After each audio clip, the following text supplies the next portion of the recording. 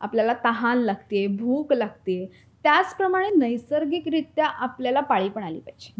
पण आजकाल पीसीओडीचं प्रमाण वाढायला लागलं. काय काय का तर आपलं लाईफस्टाईल बदलायला लागलं. बरोबर. रात्री उशिरा झोपणं, मोबाईलचा वापर अति व्हायला लागला. त्याचबरोबर मुली कुठेतरी स्ट्रेस त्यांचा वाढायला लागला. अभ्यास असू दे किंवा फायनान्शियल प्रॉब्लेम्स असू दे. हे कुठेतरी मॅनेज करता करता स्त्रियांचे हे प्रॉब्लेम्स अति वाढायला लागले. बरोबर.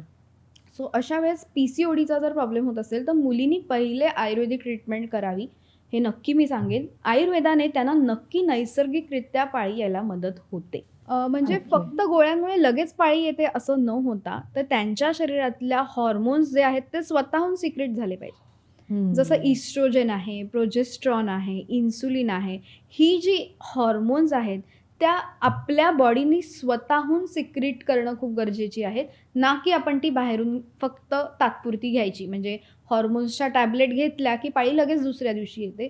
तसं न करता ट्रीटमेंट घेतल्यावर त्यांना सूर्यनमस्कार करणं गरजेचं आहे.